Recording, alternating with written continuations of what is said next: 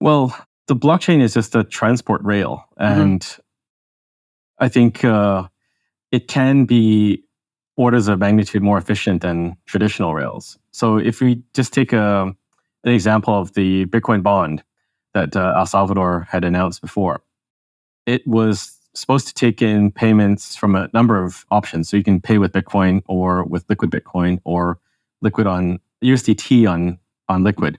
But the key, I think, was the issuance and the payout model. So the issuance would also be on liquid. So that's using Blockstream AMP, which is a way to manage security. So you can still have a whitelist and KYC. But the payout would be also on liquid in USDT. So you're able to do far more efficient operations, because typically traditional bonds, the minimum size might be $1,000 or tens of thousands, if not millions of dollars. But with this issuance on the liquid chain, the liquid blockchain, you can allow people to invest smaller amounts and still get their dividends paid out, which it could be like $6 a year. If they invested $100, they might get paid out $6. Can you imagine paying out an investor $6 in the traditional bond market? That's just too much overhead and complexity for the legacy system to maintain. So there are benefits, I think, to using technologies like Liquid. The key is that Liquid is not, there is no coin involved. It's just a federated blockchain. And it makes no claim to be fully decentralized and anyone can access it. It is a federation of Bitcoin businesses and Bitcoin companies that operate it. But that chain allows for greater efficiencies in capital markets to come about. I guess this kind of ties into my next question of just in general, the idea of tokenizing real world assets, like taking conventional thing, whatever, real estate, bonds, infineo, or we're using life insurance, and putting them on the blockchain. Do you have any thoughts on that, just as a general principle?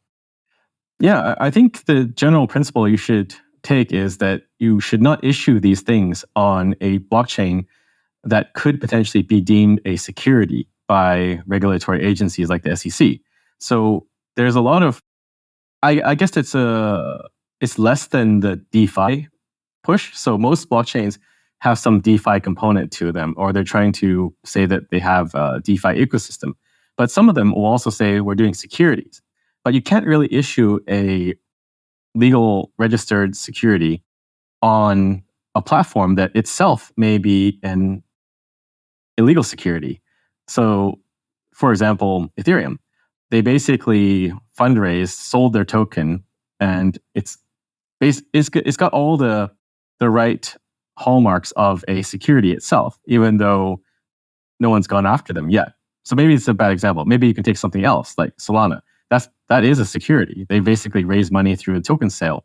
So if you were issuing a security on top of Solana, you're probably going to have some problems down the road, because the base layer that you're operating on is a security itself, or an unregistered security itself.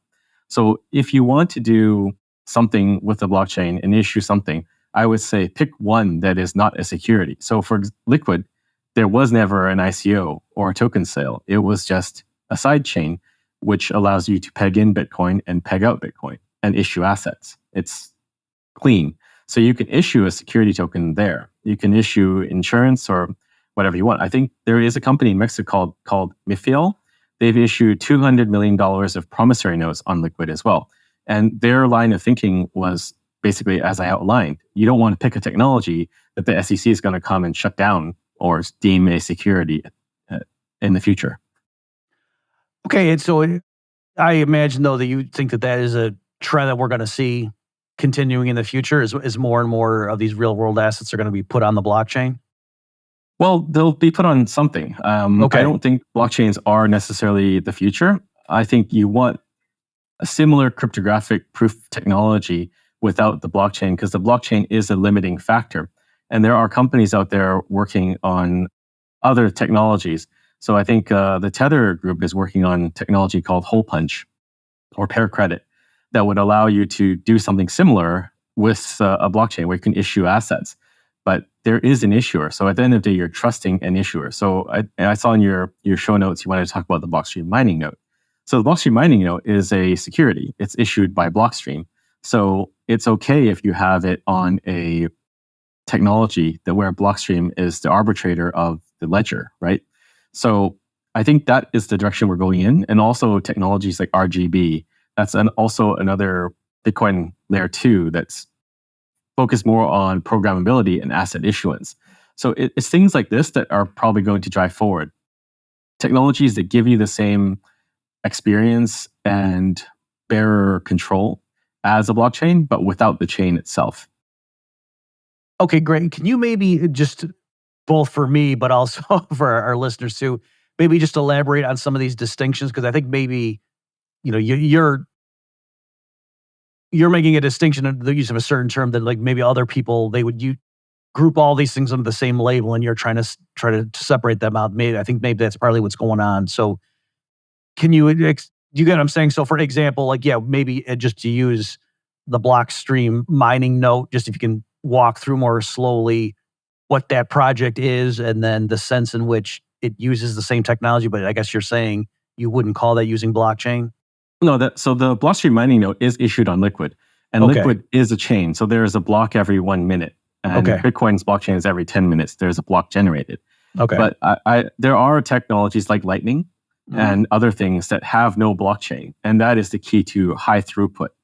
So maybe securities will still be on a chain, because if you're trading securities, you need settlement, not throughput. So you want an assurance that the transaction doesn't get reversed. So maybe securities will stay on chains like Liquid, but other use cases like game currencies, stable coins, or other things that want high throughput, those will exist on RGB or pair credit or things that have no blockchain, because the blockchain is the limiting factor to throughput, because you have to have a block every certain time. Whereas these other technologies, they settle periodically, and they are not bound by that constraint of having a blockchain with a block size and a block time. Hey, everybody, this is Bob Murphy. Thanks for listening to this clip from the InFi podcast. If you like what you heard and want to hear more, please consider subscribing and share this video with others. We've got new episodes dropping every Friday with more insightful discussions. Stay tuned.